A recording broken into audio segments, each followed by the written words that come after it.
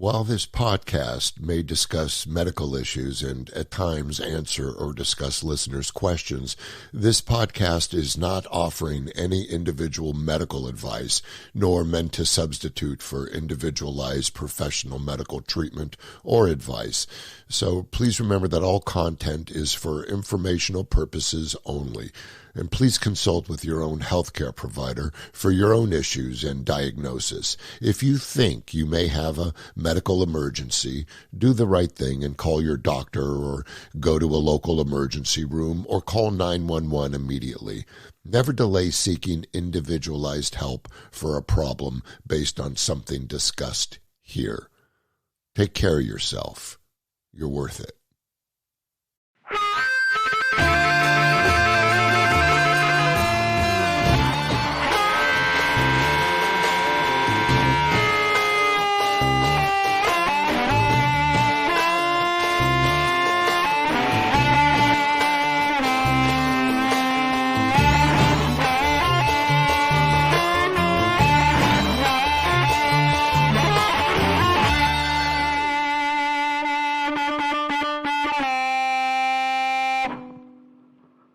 God, just kill me now. Hello, everyone.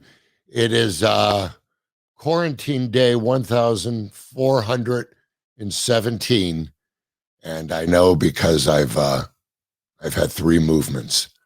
I got to tell you, it's been a frustrating morning. I am horrible with anything technical, and my producer, engineer, and partner, you heard me, Travis Townsend, has to re-explain everything to me every fucking week.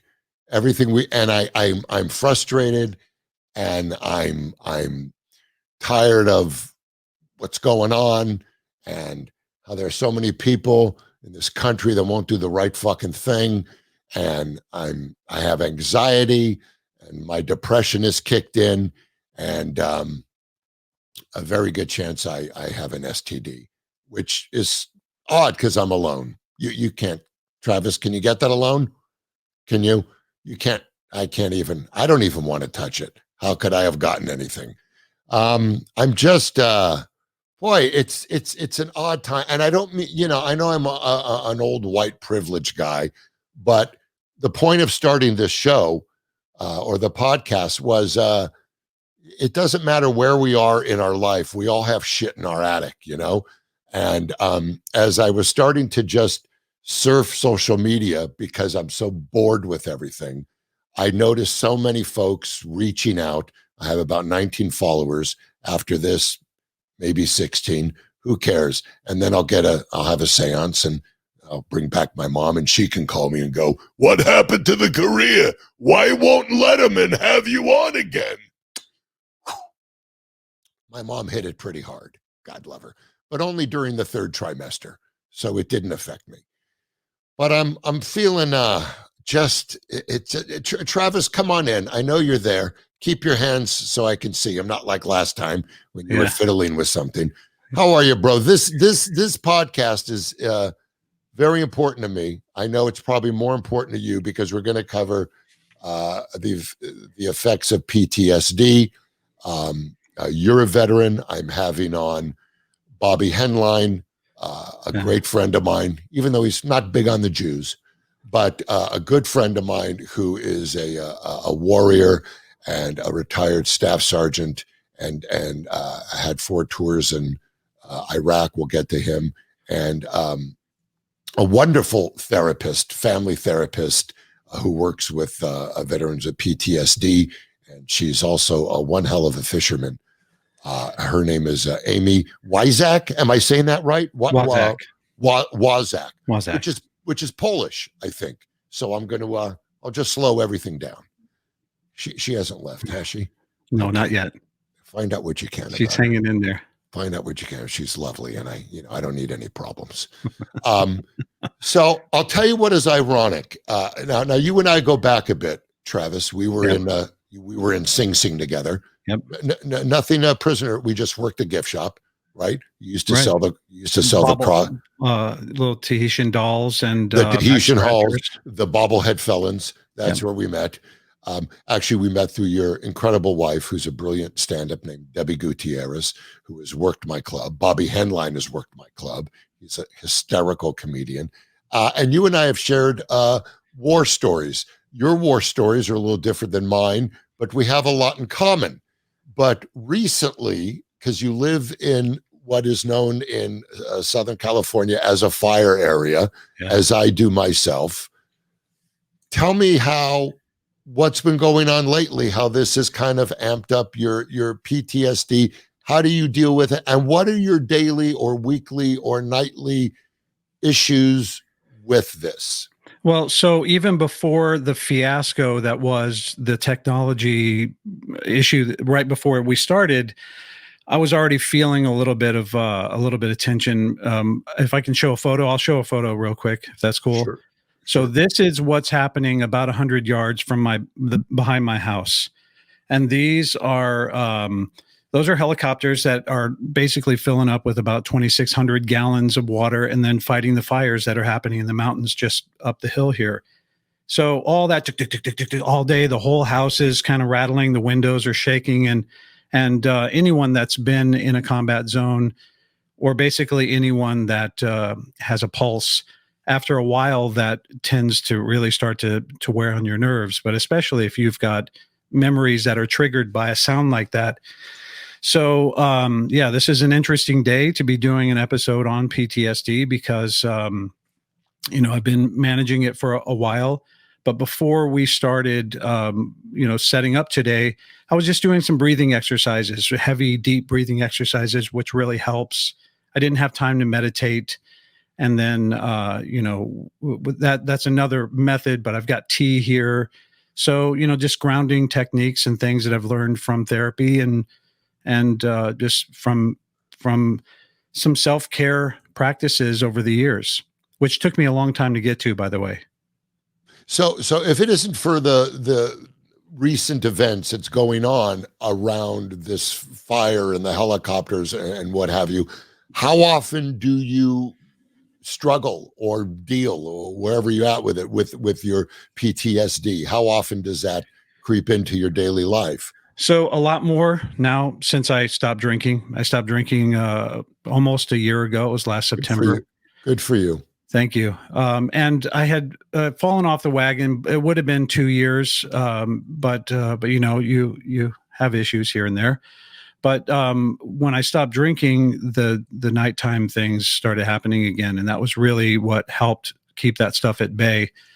Worrying that people are outside all the time, checking the window. I thought it was normal to sleep with a gun on the nightstand and jump up 12 times a night looking out the window, but apparently that's not very normal. So, that stuff doesn't happen. I'm exaggerating a little bit, but basically nightly I wake up and I'm checking windows. And so every night you would say you go through that. There are some nights when I don't, but it's mostly every night. It's and the hypervigilance, being unable to be in large crowds. I still feel a lot of that distress and, the experiences that are triggered by certain things. A lot of guys go through it, but I didn't even realize I had what was called PTSD until just a few years ago when I. And how were you diagnosed with that?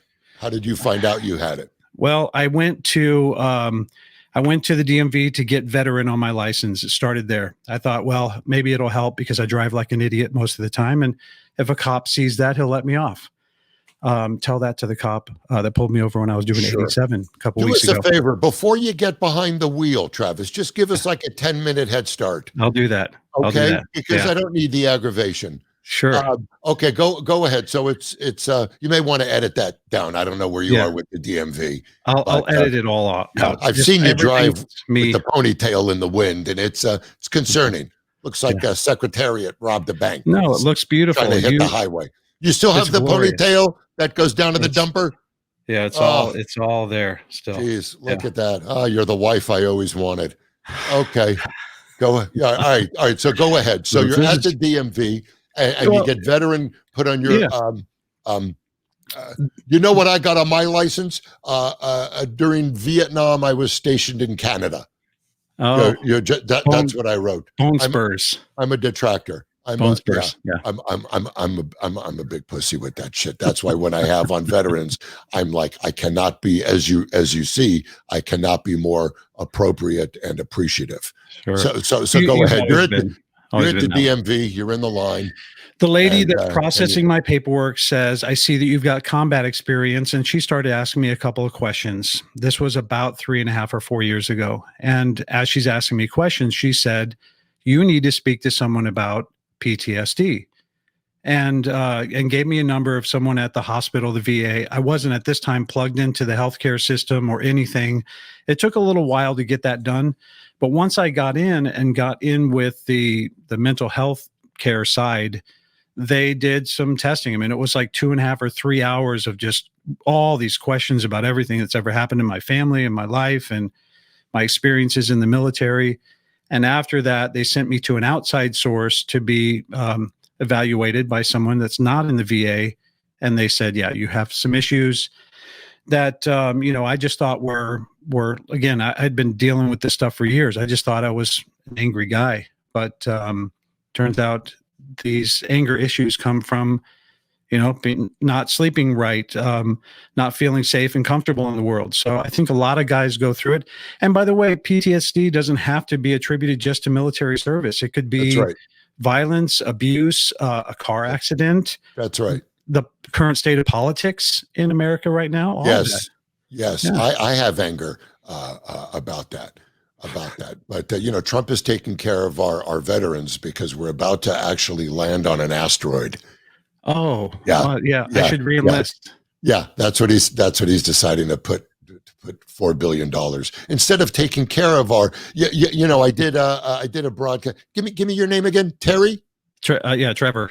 Trevor, I did a podcast just last night, and it was a Animal House podcast, and it went out to the to Veterans Radio, and there were different veterans, and we were all talking about it. And we talk about.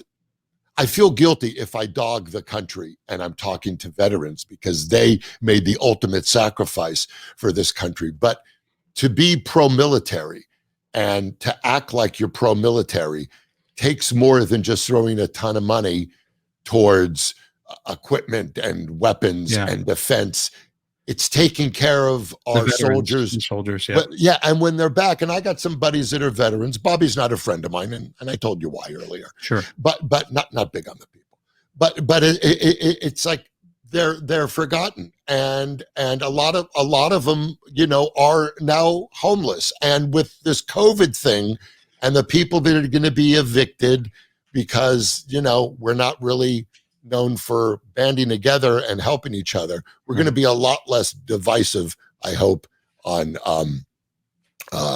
November 3rd, which hopefully the ballots will come in. Sure. And if there's any mailboxes left. Yeah, I don't want to be political, but the fucking Cheeto head needs to go. Okay, because Bobby, please don't leave. Please don't leave, Bobby. So. Thank you, Travis, for everything. Thank you. I'm sorry I was intense. I was intense this morning because I was frustrated with myself. And I'm like, this shit doesn't work, and I see. Brad, I've raised children before. So what you were doing before we went on air was totally acceptable. I get it. Why are you looking at me that way? What the fuck does that mean? Okay. It's okay. You had a tantrum. We all do at times. It wasn't a tantrum. I was channeling my bipolar abilities. Okay. You were fine. I could be tripolar. I could be tripolar. I'm waiting to get a call back from the primate clinic. They gave me an enema and 2 sedatives, and we're going to have a result soon. Oh, this is good. Okay, Travis, listen, everything is fine. Thank you. Take off the hat. We know you really didn't serve. Enough with the fucking facade. I love you, brother. Thank you for being here. We're going to bring in, boy, oh boy. I have a little bit of a history with Bobby Henline, and I wish I had a little more, but as soon as he became well known as a very successful comedian, he left me for a taller friend. Bobby Henline, as I said, served 4 tours in Iraq on April 7th, 2007. Him and his fellow soldiers drove over an IED in their Humvee. Four of his fellow soldiers perished. Bobby sustained burns over 40% of his body. He survived. He's a warrior. He's an incredible, funny comedian who I can no longer afford at the shithole I work at in Vegas, which supposedly will reopen in 2026. Here is my friend, Staff Sergeant, Mr. Bobby Henline. Bobby, how are you? Doing good, brother. Now, why are you wearing the mask? Are there people around you? I heard about your STD. So they call those calluses. Those are calluses. I don't think it's calluses. Mine has an eyebrow. Mine actually has an eyebrow. Comes with arms. But that exactly. What does your shirt say? What's wrong with you? And that is your foundation? My foundation is Forging Forward, and this is our motto. What's wrong with you? We want people to remember what's wrong with them, not what's wrong with them, but think about your strength and use your strengths to build your weaknesses. How did you do that after something so devastating? How did you get to where you're at? I think I've always had that sense of humor. They always made fun of myself before, big nose, no chin, all that stuff. Right. So just using my sense of humor to get through it, it really is healing. And I've learned a lot of these guys and gals, who you were before seems to be amplified after. So if you're an asshole before, you're probably an asshole after. Just a bigger one. You know, it's funny. They say that about success too. Who you are, you know, it's like people, you know, that are kind of, you know, douchebags in life. After their success, they're still or they're still the same. And you feel that could be the same type of relationship as far as when you go through something traumatic. Exactly. How can that not affect you? Right, exactly. And that's how it affects you. But one of the things we don't look at is, you know, that well, I used to always say that, like, look at you before, who are you before? Well, recently, a couple of years ago at UCLA, I talked to some docs and I realized I had before OCD. Which again, now you got two things. You got OCD, PTSD. They both cause anxiety, creating anger. And that just, boom, that blew my mind again. But it made so much sense. That really helped me, just knowing that information. Like, wait a minute, OCD, this, boom. I started thinking about things throughout my whole life and my military service and afterwards. And I realized, wow, that I could see that even making the problem bigger. Okay. Tell me what you remember and when you came out of that day in Iraq. When did you come around to where you had an idea what had maybe happened, and what does that feel like? Yeah, it took I was in a coma for 2 weeks. I don't remember that day at all. I woke up in the hospital in Texas after 2 weeks from the coma, and even then I thought, okay, they kept telling me, you're in the hospital, you got hurt, you got injured, this is where you're at, and I thought they were going to fix me. You know, drink some water, take some ibuprofen, do some push-ups, get back out there. I didn't realize how bad it was. Even, 6 months inpatient in the hospital, about 3-4 months in, I saw my face really for the first time. 3-4 months after that, you saw your face for the first time? Yeah, because I had stuff, my head was burnt to the skull, so I had all this stuff on my head trying to do these skin grafts. And so I had to wear goggles because my eyes were almost gone. They almost threw away my left eye. So I couldn't see while I was in the hospital with all the medicine in my eyes. I knew everybody by their voices and stuff like that. So I couldn't see anything. Yeah. So when I finally saw myself, I thought, okay, they're still going to fix that. I still didn't get it. They could still fix that. Until afterwards when I was out. When I got out of the hospital and my wife at the time said, hey, your stuff's in the garage. This is about 7 months after the injury. If you want to, go through that stuff, it's a trunk with all my military stuff. And when I went through that, about 7 months later, that's when it hit me. And I realized I couldn't do my job anymore.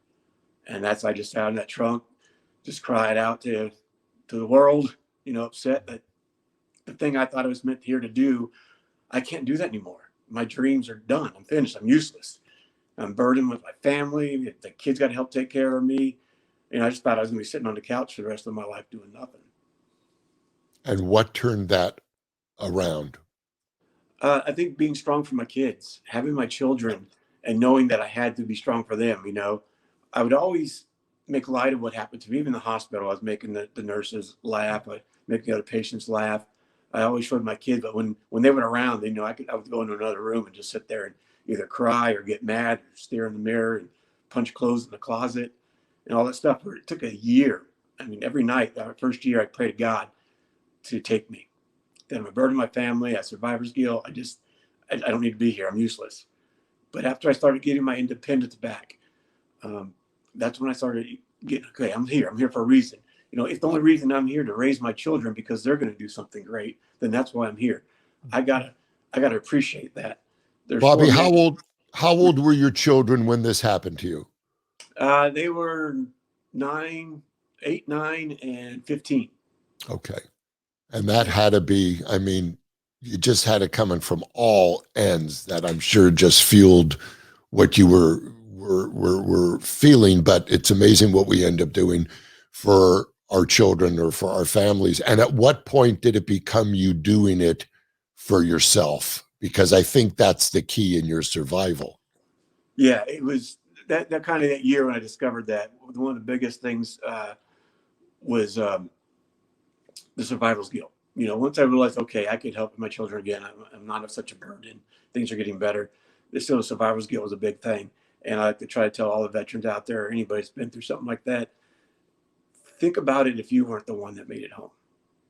What would you want for the one that did make it home? And of course, I would want them to live their life to the fullest. I'd want them to chase their dreams and have everything, have that American dream, go for it all, whatever it is that they want to do. And so to make sure that everybody's, you know, not forgotten. So that's why I mean, this is 13 years later, and I still got to remind myself sometimes, like, get off your pity potty. Yeah. Don't waste the life you've been given. You know, that's the most disrespect I can do for those guys, is waste my life. Oh man, I love you. You're amazing. I know because I've seen your act and we've worked together and we've had a blast. I'm sure you had that funny bone way before this. And it takes a certain courage, as we know, to do stand up in any condition, in any way. What was your transition because I assume you didn't do stand up before your accident, correct? Correct. But it wasn't an accident. He did it on purpose. Yeah, that's okay. That's true. I want names. I want this fucker's name. Who is he? Spell it. I don't know how to spell it. Yeah. I hear you. Oh, bro. So what was that transition? I mean, you know, talk about the balls of just getting on stage, but doing it. And I've been in the audience when you have first walked out, and it takes any comedian, I don't care who you are, a couple minutes to get a crowd. Right. With you, the reality is there are people that are not really ready. Right. And you get them like that. What was the transition of when you decided, what clicked where you went, I'm going to do stand up? Because you've always made people laugh. So when was the jump? Well, when I actually, after 2 years, I had my hand amputated. And then when I did that, my occupational therapist, I was joking around with her and the other guys at the, you know, doing physical therapy. And then she kept bugging me to try stand-up comedy. She's like, you got to try it. I'm like, it's not going to work. It's funny here. But civilians, that regular people aren't going to be able to laugh about what happened to me. We can't, because we're sick individuals. But the way that the general public's going to be able to laugh at this. So I actually went, so it's 11 years ago now, that I went to prove her wrong. That I cannot do stand-up. I'll show you. Yes. And I was out in UCLA and I did comedy at the Comedy Store the first time, open mic. And what time did you go on? Did you have to like sign up and you go in line? 2 hours in advance. They're going to take 5 people out of the 40 that showed up. And that's a tough room on any night. Yeah. What was it like? And what did you feel like? Oh my God. You know, you get those 3 minutes and nobody laughed. But when I got off the stage, one of the comics was waiting to go up. She said, I really like the part that you said about acid reflux. And I thought, wow, that helped me. Like, I didn't realize that was the funny part of the joke. I was going to kind of add on, I threw out there, and that kind of gave me an idea how to write it better. Right. So we got to San Antonio, and I thought, this is great therapy. I'm just going to go to Mike 3 nights a week. So I was doing that in San Antonio, just like, this is just good therapy for me right there. Just let me get it out there. And is there a good chance that what you've been through in your life, stand-up was, this isn't fucking scary. This isn't, I mean, was there that part of it? Like, I've been to hell and back 4 times. Yeah. This is a hobby. I've bombed a lot worse than that, you know? Yeah. There you go. And you've seen me and you know how I've bombed.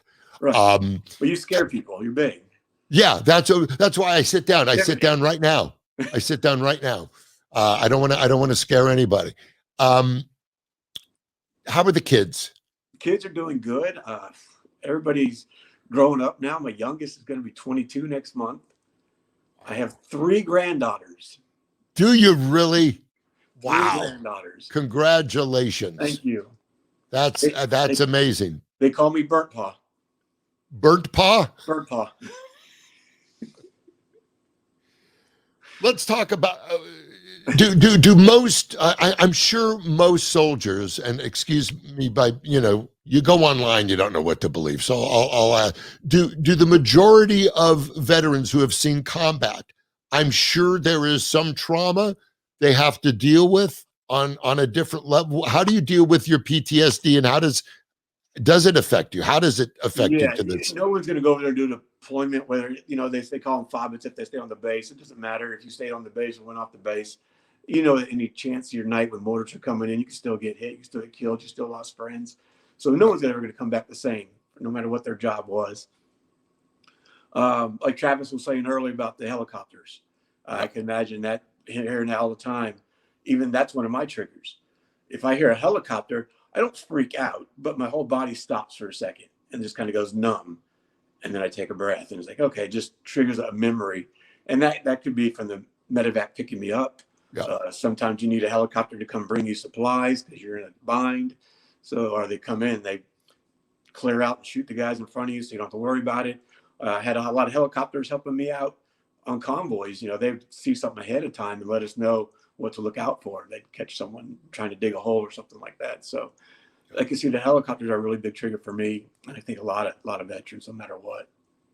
Is it can you go a couple days without any triggers, without any, or is it a daily thing? And does it amp up, and is it less than some days, or is it just a daily struggle? It's definitely always there. It's a daily thing one way or another. Sometimes it amps up a lot more. The anxiety kicks in a lot more, just depending what it is. For example, you got to fight through it. And early on, I couldn't go into a certain grocery store in Texas because it was just too crowded. I didn't know my way around. The unknown just adds to the anxiety. But what I started doing is going to get some milk, some bread, just a couple of things, and learn the store. Because the first couple of times I tried to go, I didn't leave my cart half full. I had to leave the store. But I learned if I went a little at a time and I got to get more comfortable with it, then I was able to go. And I still will have times where I got to stop and breathe in the store, just remind myself, do some self-talking, like, it's okay, everything's fine. You're gonna be all right. And there's some times where I'm like, okay, this is too much. I know, I just have to leave. Don't get mad about it. You just have to get out of that situation. So I'm constantly doing stuff like that. I just did it 2 days ago. You know, we've been in the house forever. And so I just wanted to get out. A couple of local restaurants are open. You can go there. So I wanted to go, just get out, go to a restaurant, stop by the bank, got my car washed, go to this restaurant. When I went to get gas, the pump didn't work. The card wasn't working right. Like, oh my God, this is ridiculous. So I go to another gas station. It wasn't reading there. I'm like, I just went to the bank with this card. I know it's fine. And then, like, so mad, I'm slamming the steering wheel. I'm like, I'm just going to go home. It's like, no, I can't let this ruin my day. So I had to battle that and just continue forward. But body amped up. I still kept going. I'm going to get there. First restaurant I went to, I didn't like the way it was set up. I'd never been there before. And now, tell me when you didn't like the way it was set up. How so? What upset you about that? The way all the seating was, all your backs were to the door type area in the windows. Got it. So I didn't like that setup. That didn't give me a good feeling about the place. Okay. So I left. I went to another one. Okay. And I was just driving. I didn't know where I was going to go. I just go, I'm going to cruise. If I see a place on the way home, I'll just stop there. And I saw a place, like, it looked, some people in there. I'm like, okay, it must be good food. Wasn't the spearmint rhino, was it, Bobby? Because I know you. We're good. We're good. No. Okay. Amazing buffet if you ever have a chance at the spearmint rhino. And they mix your drinks without using their hands. I've never seen anything like it. It's like Cirque du Soleil for degenerates. Yeah, there you go. You see, that's great about comedy. Nothing's fucking sacred. I'll use this. So you know, it's funny. You know, we're all talking about what's happening with the quarantine and COVID, how suicides, unfortunately, and this is always are up. How depression and anxiety up. How people are relapsing that were sober for years. How does the quarantine affect someone like you? As far as, were you better when you were able to go out more, to go through the rituals, especially being OCD, to know the things that have that order, that routine? Yeah, like Travis talked earlier, like the crowds. For some veterans, the crowds are a big deal.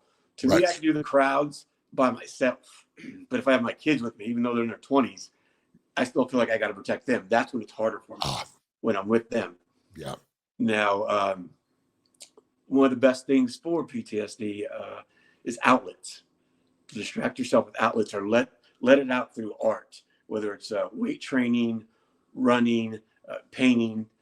I do a lot of writing, poetry stuff. Your poetry, I saw some of your poetry on your Instagram. It was unbelievable. What is your Instagram? Because people need to follow you to get support and hope. We need hope right now. What is the Instagram? Luckily, Bobby Henline is a rare name, so it's just Bobby_Henline. You put in Bobby Henline, you can find me on any social media.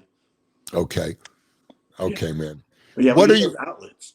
Yeah, outlets. So and you have a few of them. You work out, you and you paint, right? You paint? I paint. What I do, because I don't know a lot about painting. Have you ever seen those where you paint and drink wine type places? Yes, it's called rehab. It's called those places. Paint and you drink wine. I got all these years sobriety. It's like, Brad, have a couple cocktails and just get a roller. Get a roller and paint people against their will. Yes. It used to be, you know, when I was young, way before your time, we would drink wine. We wouldn't paint. We would drink wine, and we would become a passive aggressive. You know, that was before there was clay or paint. We would, you know, my mom would sit in the corner and go, "I was never loved." And we go, "Wow, I can't imagine that." I don't have mommy issues. I really don't. I have human issues all the way. What do you want people to know? You're talking to someone that's coming back from duty.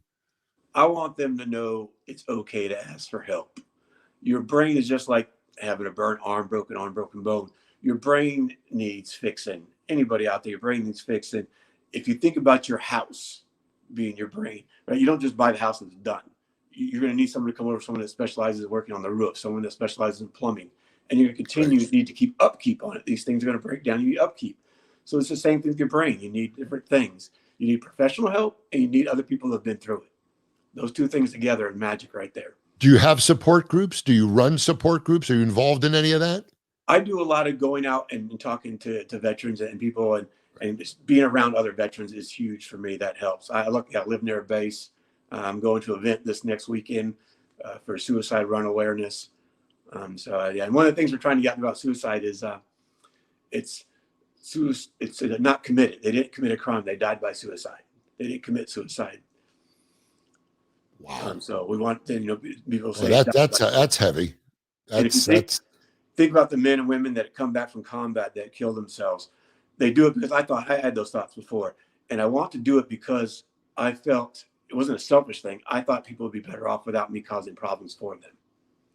And so it's a strength thing that, like, I'm going to make their life better. So it's that combat injury that they have with their brain that ends up taking their life. So they are just as important to be remembered as those that died in combat, I think. Oh man, you give me hope. Tell me, how's the care you need when you come back? How's the VA for you? Do you get what you need? I mean, yeah. it's. I know it's a lot. It's a harder system, especially if you don't look like me and you come back with everything internally. I luckily got processed through a lot easier. Yeah. I guess technically a little easier on the paper side. Why is it such a clusterfuck with the VA? It should run like better than anything else. Yeah, What is it? Unfortunately, they're backed up because this war's gone on so long, and we didn't take care of the Vietnam vets the way we should have. Right. So now they're learning from us today, like, oh, we should have did this for the Vietnam vets. Hey, you guys, come back. And so now they got, all these veterans coming back from Vietnam that still need help. This war's, how long has this been going on? It's 19 years. Yeah. So there's a lot of veterans, and a lot of people don't realize you don't just have to go to combat to be a veteran. You serve 2 years, you don't have to see combat. You're still a veteran. You're still in that VA system. That's exactly right. They're doing a lot of catch-up stuff too. And of course, with any business, you're going to have the damn assholes and jerks that don't do their job right. So yeah. But there are some areas where it should just be seamless, and it should be, take it. I don't want to, again, I feel now when someone talks like me, and you can be honest, Bobby, because you won't be on the show again. So you could be talking, but, that's but, all right. but I think my car's here to take me to have coffee. Where's Jerry? Like I was saying earlier, I feel weird that I talk, I don't mean to talk down about it. And here's a guy that's never, I've never, seen combat. I've never been a soldier, but I, so when I talk about the inequality of taking care of, what should be a huge priority, I feel like, well, it's really not my place, but I got a big yapper and I believe that it could be better. How could they make it better for veterans that are coming back? Platform, you use it for the right things. I love that. And that's it. There are problems that still need to be worked out, but that's what's great about this country is you're allowed to work those things out. You're allowed to talk about it. And if we can talk about it, we don't need to destroy stuff. Let's get together and talk about it. I love that. Unite to help everybody make this place a better country. It's already a great country. Just let's continue to make it better for the next generation. You're amazing. Thank you for this. Brother. You know how I love you. Let me send you a kitten. What's your address? You like kittens? What are you, a dog guy? You like birds? I like to send people. Travis, he would like a whole litter. Travis, yeah. Travis is what Travis does whenever he gets around the cats, he rolls around on the floor, lets the ponytail out, and then ponytail high and tight, or is it it's everything. It's everything. Sometimes he'll pop out from behind a rock and go, "The Indians are coming!" So it's a lot of things for Travis, but we support it. I love that, brother. Now, can you grow that out? I could. Should I grow that out and like braid it? I kind of, you know what? When you turn around and I see that, it reminds me of the first time I saw porno. Seriously, it really does. It was either that or Nana's. It was either that or Nana was bathing. I don't remember what it is. Wrong room. Well, I was a shut-in. I lived under the sink, so a lot of cleansers came into play. I love you, man. What do you? Yeah, I love that fireplace. I love that. I actually painted this myself, single-handedly. You painted that? Yeah, it was all white. I didn't like all white. It was ugly, so I painted it. It looks amazing, and it looks like real brick. Right? Real brick. I'm proud of it, but it looks like a green screen. Yes, right now. Just be careful fucking starting it. I don't have to tell you that. We. That's what I do. That's what you do. Yeah, like the. That didn't look right at all. Whoops. I'm gonna get an STD now. Listen, man, I know we talked about doing this. When we open again, we have to do a Veterans Day comedy show. We got to bring that back to the MGM, and you and a couple of your guys, and we'll do it just for old time's sake. Of course, but I'm here for you, and I love you, man. Be safe. If you need anything, call Travis. Will do. Okay, because obviously I have tantrums. Obviously, I'm just a child. He'll throw his hair out. I'm like, my mic doesn't work, and Travis is like, "You're an asshole." So this was just the beginning of our lovely dysfunctional day. I love you, brother. Stay strong. Keep talking to us. Will do, brother. Have a good one. Bobby Henline, happy to you. Oh gosh, Bobby Henline, what a fucking warrior, right? What do you think, Trav? Trav, are you there? You done masturbating? You want to? Hello, done. Honey. Yeah, all done. Pretty amazing guy, huh? Really super inspirational. I spent some time looking through his website, reading his story. I'm glad you guys talked about a lot of those things, because when he talks about using things like poetry and music, that's really one of the best therapies for processing a lot of your emotions. So sure. really, and you do that, and you're an amazing musician. You actually, Travis, or we call him, his Hebrew name is. I would finish it, but I'm out of phlegm. Yeah. But he actually, Thank you. He actually plays the ukulele, and you wrote the opening sequence, and that's you on the harmonica. Yeah. So that outlet, you're a great writer. I sound like Merv Griffin. Ooh, he's a writer. He's a musician. Stop it some more. I know. But Bobby is so inspirational. Yeah. You know what? When I see Bobby and I'm done talking to him, I look at you, Travis, and I think, what's your fucking scoop? You have no reason to be shitty to me before we go on air. I am not an engineer. I am a lover. Okay. I feel the same way, but I think a lot of guys do. You see a guy like him, he's so inspirational. He's so well-spoken. He's out there making a difference, motivationally speaking to big groups of people that need to hear it. Yeah. But we've all got messages that need to be heard. And like he said, even you with your platform, you're using it the right way to shed light on a need. And the need is that people that have issues like this, there are places they can go. Yes. They don't have to be alone. Ask for help is like what he said. Ask for help. Yeah. And I feel, I listened to Bobby earlier. I lost my keys and I yelled at the mailman. I'm such a fucking douchebag. And after talking to, I'm like, where are my keys? And the young fiance is like, I don't know. That relationship. I don't have to tell you. It's, she's smoking now, I see.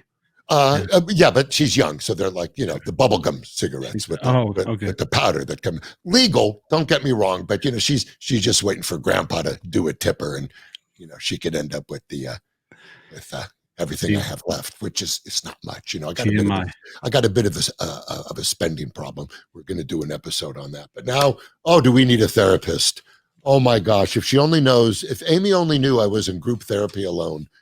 Amy Waszak. Waszak, I think we got to talk about the name, has been a therapist for 21 years. And it just shows you how there's no help for that one family. 21 years she's just been with one family. She also works with adult protective services. She also deals with veterans who suffer from PTSD. And she's going to become a friend of mine. I have a feeling that after this episode, I'm gonna follow her with my headlights off because I live in Alaska and the sun goes down late. Here she is, Amy Waszak. Waszak, bring her on. Hello, Amy. Is it Waszak? Waszak. You said Waszak, which I like.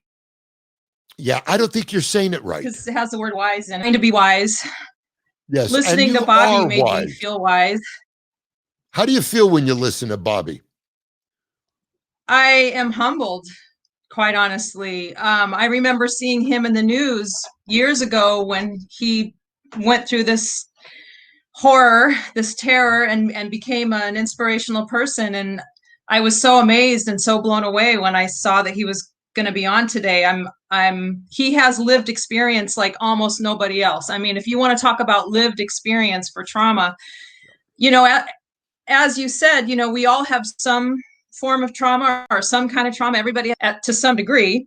Not everybody has PTSD. We can have trauma without having PTSD. But when you're talking about someone like Bobby, I mean, he has had the most horrific trauma that anyone could ever come up with. I mean, it's just, and I'm just so honored. And he touched on a lot of things that I would want to talk about with how to treat PTSD. He touched on so many things. I can tell he's done a lot of work.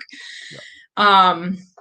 And, he talked about grounding himself, like having to do the breathing. Yeah. Breathing is a huge technique. The military even calls it tactical breathing, where you actually deep breathing actually processes adrenaline out of your body. How do you do that? Can you give us an example of what that would be like? Yeah. So you want to kind of ground. It's called grounding. So you want to stop whatever you're doing and find a comfortable place. I mean, you can breathe while you're walking. I mean, we breathe all the time. That's why this is called intentional breathing. Okay. So you want to inhale through your nose deeply. Feel your diaphragm kind of pushing down on your organs. You want to hold that breath in. You want to hold it for at least 4 seconds. So this is very intentional. So let's do it together. You want to do it together, and it's not a cigarette breath. It's just a regular breath. So I don't want you smoking during this. I want you to just breathe in Okay, don't oxygen. tell me what to do. Please don't tell me what to do. Okay, so I breathe it through my nose, right? In through your nose. Hold for 4 seconds. And breathe out through your mouth like this for 6 seconds. I should actually be able to hear you breathing. When you're blowing out, it should be like you're blowing on a horn. Okay. Oh, yes. I sharted. Forgive me. All right. I'm sure that probably isn't part of it. Forgive me. I'm okay. How's the audio? Travis, you okay? I'm having trouble hearing myself. I hear Amy great. I just want to make sure now that breathing was yeah. You got me okay, Trav? Okay, good. So it's in for 4 seconds. You hold it through the nose. Mm-hmm. In through the nose and hold for 4 seconds.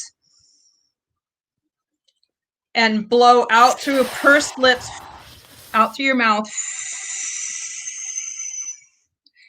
So what you're actually doing when you're blowing out is you're processing adrenaline out of your system. And adrenaline is a big problem for people with PTSD. This feeling of being on edge or hypervigilance. I'm talking about some of the symptoms of PTSD. This arousal. And when I say arousal, I mean anxiety, anger, body responses, our physiology. So breathing is just the beginning of it.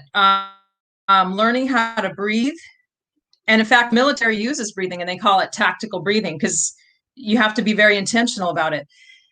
Sure. And mindfulness, I hate to use that word a lot because it's such a popular word now, but mindfulness, basically, let's just use the word awareness, being aware of what's going on in your mind and your body, your brain and your body, being able to name it, and being able to make some space for it. Because what happens with PTSD is when people are flooded with all these uncomfortable feelings, what do? They go into anger, they go into rage, they numb, alcohol, drugs, so that's numbing. They become addicted to avoiding anything that's going to cause them to feel the discomfort. So what we have to teach ourselves to do is we have to learn to be uncomfortable. We have to learn to tolerate being uncomfortable. And that's what mindfulness teaches us to do. So they have to get through the discomfort. They have to get through the discomfort. And that's the biggest hurdle, because what happens is when people don't want to feel the discomfort, that's where they start the numbing, the avoiding, the isolation, the rage. I had all of that, Amy, and I never saw combat. And I think a lot of people in the world have to learn how to deal. And it's feeling uncomfortable. You know, probably a mistake I made as a father. I was a bit of a helicopter father. And I was so affected by my childhood. My biggest thing was my kids can't feel rejection, and they can't feel fear, and they can't feel neediness. And I fixed everything, and I really did a disservice to them, and it was a detriment. And because that doesn't get them ready for life. And you know, luckily enough, they found their own strength, and they knew that Dad was a bit of a worrier, and they had to tell me everything's going to be fine. I'm just going to the kitchen, you know. So I had to learn that. But it's really learning to deal with our discomforts, because that's why people that have addictions, they have to numb. And I used to love numbing. There is no question. I loved, and I think artists and athletes and people that are in a business where it's tough for them to turn off their brain. And the other side of the coin is they get such a rush from their business that they try to imitate that rush when they're not playing the game, when they're not on stage. So it's a fight of going from numbing to recreating the high as opposed to just dealing. And I think a lot of people, besides people in my industry, you know, we live under a microscope. So whatever struggles we have, unfortunately, many times find our ways into the public. But there are plumbers and there are doctors and there are, I'm sure therapists are probably the most sick of all the people in the world.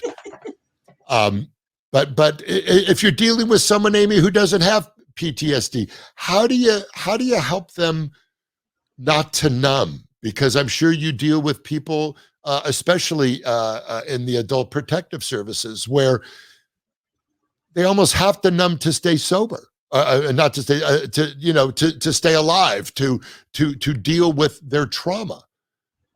Right. So the would be learning to tolerate distress, learning to tolerate being uncomfortable. Getting sober is an uncomfortable feeling, and the reason people relapse is because they're not able to tolerate the discomfort of the sobriety, the urge to get that feeling back. It's our brains. Our brain is our biggest thing when it comes to addiction, and we have to find other ways to get satisfaction in life. I know that Bobby and Travis talk about, the other, and you talk creative outlets, physical. We have to pay attention to our biorhythms, our self-care. Are we exercising? Are we eating? Are we taking care of ourselves? Exercise is shown to be more effective for depression than antidepressants. You believe that? I do. Because I have to tell you, after that breathing exercise, I'm exhausted. I'm not, I don't work out, I wheeze when I'm on an escalator. I'm actually wheezing. This is how out of shape I am. I am. What is your take on medication for depression, or are you more holistic? Well, I'm more holistic, but I'm not saying there's never a place for medication. Sometimes medication has its place, but what medication doesn't teach you skills. And that's the thing to remember. You can take medication and it might give you some temporary relief, or you might just have a lot of side effects from it. But medication doesn't teach you skills. And seeing a therapist, seeing a professional, working with a professional is where you learn skills. How to self-soothe, how to ground yourself, how to breathe, how to think.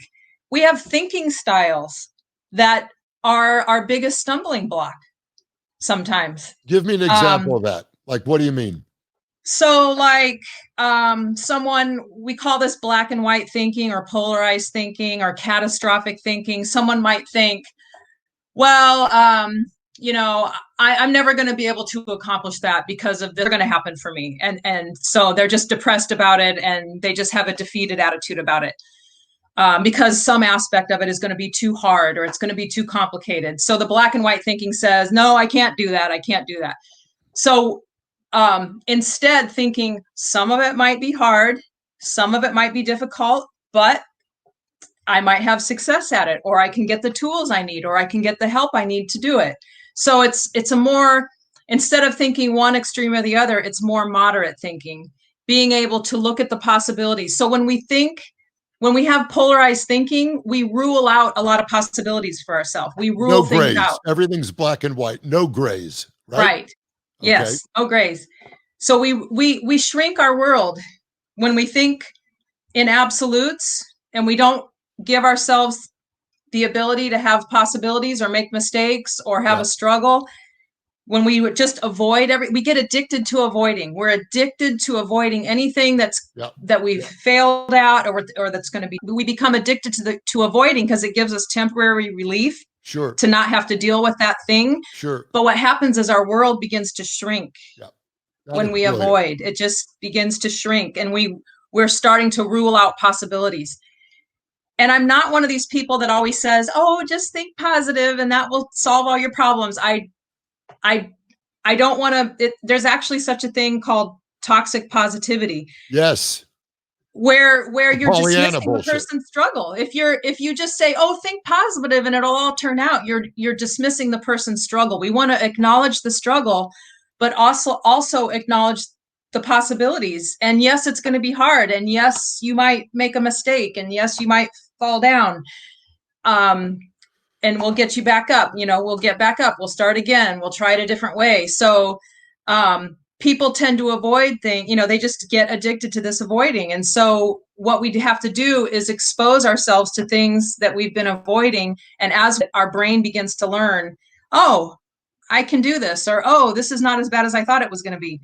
We actually, I like to get nerdy. We actually have something in our brain called neuroplasticity, where we can actually change the pathways in our brain by changing our thought processes. Now, I have a metal plate in my forehead. This is all linoleum right in here. So how will that affect the bolts? I had the bolts taken out because I like to travel. But so it's really relearning.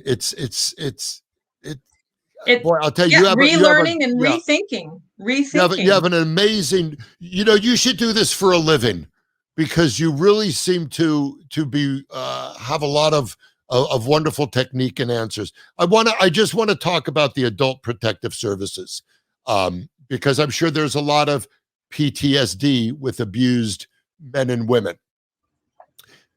And I, excuse me if this sounds like Psychology 101, but I want people to hear this from you. What keeps people in an abusive relationship when there are ways out besides fear? Now fear, saying besides fear, that's huge, because it could be a fear of being alone, a fear of retaliation. But when someone is being so abused, how do you get them out of it?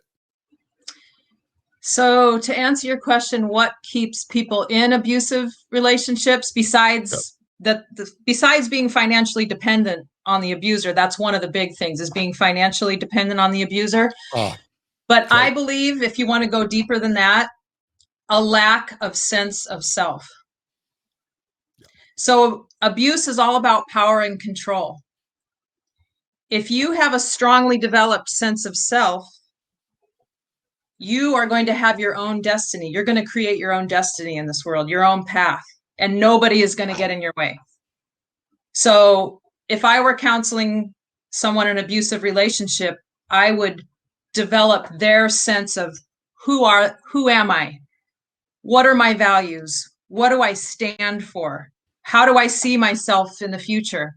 And I would build that sense of self and self-sufficiency, that you can be the master of your own destiny. We are the authors of our life. We are the authors of our life. And when we're in a power and control relationship, we're allowing someone else to be the author of our life. Yeah. So we have to learn that we have our own sense of self, and that our life is not just defined or says it's going to be. And that's what I would work on. Pretty amazing. Do you ever feel, and this may be a tough question, you can take the fifth, and I would never want to put you on the spot. First of all, I'm in an abusive relationship. I know this episode isn't about me, but I have a engineer and a producer who treats me like shit. And I'm not, but I deserve it. See, that's my question. It seems like a lot of the government-run protective services, especially that involve children, feels broken. I've known a few situations where, because of children were never removed when there were red flags, restraining orders for spouses, the red tape they had to go through was so time-consuming that tragedy ensued. I know you work for them, and I'm sure you do it differently. How much of this is an issue? Well, it is an issue, and I work with abused adults, either elderly, 65 and over, or dependent adults, adults with disabilities. Between working with adults and working with children, adults can choose, they can legally choose to remain in a bad situation, whereas a child can't legally choose to stay in an abusive situation. A child is a minor. They don't have the legal right to decide that. Right. So I can go see an adult who's of making their own decisions and they're in an abusive relationship and they say, I don't want a restraining order, I don't want to separate, I don't want to do anything, I have to walk away from that. Whereas if I were seeing a child, which I don't work with children, thank God, because it would be the pressure would be immense. Couldn't imagine. And those situations that I've seen where a child ends up dying at the hands of a mom's, watch out for mom's boyfriend. That's what I say. Watch out for mom's boyfriend. Mom's boyfriend. I would tell, if you're a single mom with young children, I would say leave the boyfriends out of this until your kids are 8. Good tip. And I don't mean to generalize. I know there's a lot of great guys out there, but I'm saying that's usually the perpetrator. You're talking to one. You're talking to one. It's very sad and it's hard to reconcile with that. And I will say, that it is I don't want to blame it on the system, because they need to take action. If there's a child in danger, we need to take action. We need the courts to back us up to get those kids out of there. It's working with adults is a little bit different, but I will tell you one thing about restraining orders. Restraining orders do not stop a bullet. And we've had people with restraining orders who someone came and shot them anyway. They waited in the bushes with a gun and she walked out and they shot him. So a restraining order is the only legal way that we have to legally order somebody to stay away. And we pursue them all the time with our clients. We get restraining orders all the time. But always in the back of my mind is that knowledge that creeps in that if somebody really wants to kill somebody, they can do it. If whether there's a restraint, many women have been killed when there was a restraining order in place. And it's the reality of being with a person that's that dangerous. There's some scary people out there. Yeah. And there are people that just don't read the early signs. And it comes down to what you really said: self-image, the value you put on yourself, and self-esteem, which seems to be something that is becoming a missing commodity. I thank you, Amy. This is incredible. Welcome. Amy, I'm going to say Waszak, even though it's Waszak. Give it to me again. Waszak. Waszak is correct. I like Waszak. That. And Travis, I know you. Travis, put the bong down, honey, and maybe you can put up. Maybe you can put up Amy's contact or something. So I'm sure you. Right? Is there anything? There you go. And everyone needs therapy. I know you don't want to. Everyone, you go to the gym, you eat right, take care of the melon, because we all have stuff, varying degrees, grays. Stay out of the black and whites. Be good to yourself. Thank you, Bobby Henline. Thank you, Miss Amy. And thank you, Travis. We will discuss this later, Travis. Be good, everybody. Bye-bye.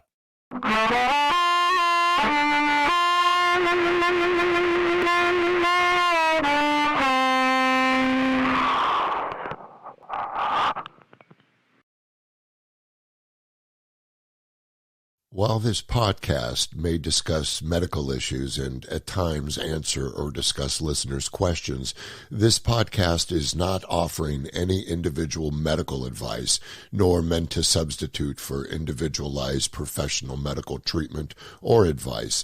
So please remember that all content is for informational purposes only. And please consult with your own healthcare provider for your own issues and diagnosis. If you think you may have a medical emergency, do the right thing and call your doctor, or go to a local emergency room, or call 911 immediately. Never delay seeking individualized help for a problem based on something discussed here. Take care of yourself. You're worth it.